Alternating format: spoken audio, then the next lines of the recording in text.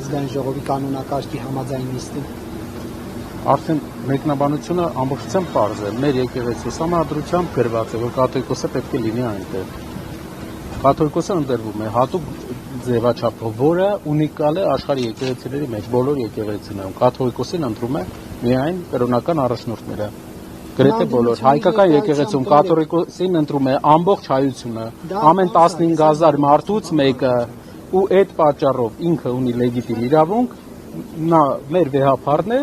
ու մի քաղաքական գործիչ իրավունք չունի խառնվելու կաթողիկոսի կամ ընդհանրապես եկեղեցու գործերին, եկեղեցու իրավունքներին։ Ներեք հիմա երբ որ օրինակ ուժեղ Հայաստանը լինի այնտեղ ներկա արդյոք չի լեգիտիմացնում իշխանության այն որոշումը, որ կաթողիկոսն այնտեղ անելիք չուներ։ Ոչ։ Իսկ մարտավարությունը, պարոն Կարապետյան, հիմա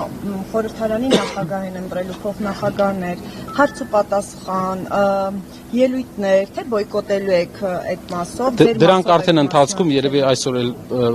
սահմանափակվենք այսքանով, դրանք արդեն ընթացքում տեղը կպայենք։ Իսկ քվեարկելու եք կողմ թե ոչ, օրինակ ազգային ժողովի նախագահի տեխնացիանը։ Ընթացքում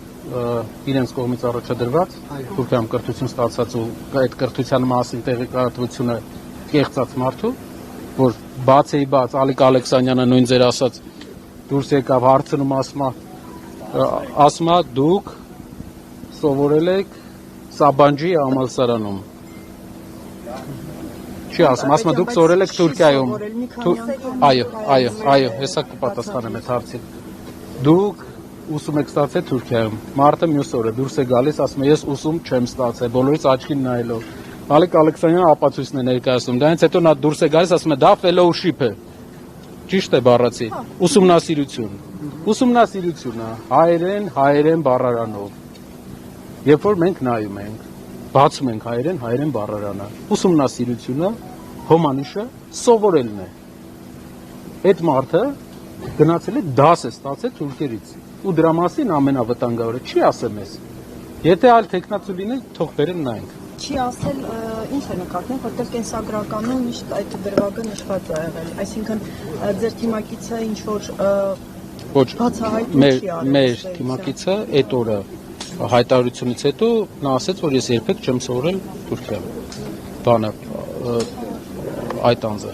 ում իրենք առաջադրում են ազգային ժողովի նախագահ։ Նույն օրը կարող եք նայել։ Իսկ Արամ Վարդևանյանն է լինելու ազգային ժողովի նախագահի ձեր։ Դա արդեն խոսենք։ Շատ լավ, լավ օրցես։